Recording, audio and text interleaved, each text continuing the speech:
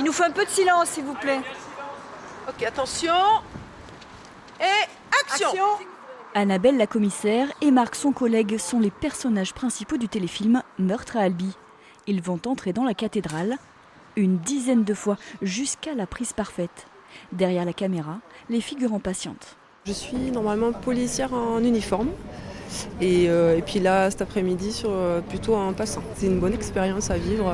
L'équipe est sympa, et, même si on attend un petit peu, mais c'est super enrichissant comme expérience de vie. À l'intérieur, la cathédrale est devenue studio de cinéma. Action. Le monument, comme le reste de la ville, a conquis l'acteur Bruno De Brandt. Quand on a la chance d'être dans un territoire comme ça qui est très caractérisé, qui est très protégé, la ville elle est sublime. Il suffit de se promener quelques heures chaque jour pour être complètement appartenir à la ville, à son rythme, à sa pulsation. Ça, c'est ce que j'aime. Et ça nourrit le travail des acteurs. On n'a pas besoin de se prendre la tête. Il suffit de glisser dedans et on appartient tout de suite au paysage. Si l'acteur a déjà endossé le rôle de policier dans la série K1 notamment, c'est une première pour la comédienne Léonie Simaga.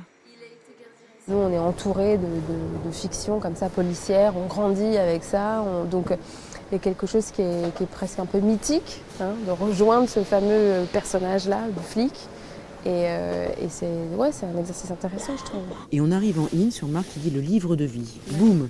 L'équipe reste un mois dans le Tarn, un tournage en région qu'apprécie particulièrement la réalisatrice. Le fait de tourner en province, je suis totalement immergée.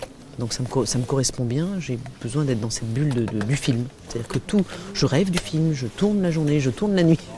Donc je suis vraiment dans cette bulle du film qu'on est en train de faire. Filmé de jour comme de nuit, Albi et sa cathédrale seront les stars discrètes de ce téléfilm policier.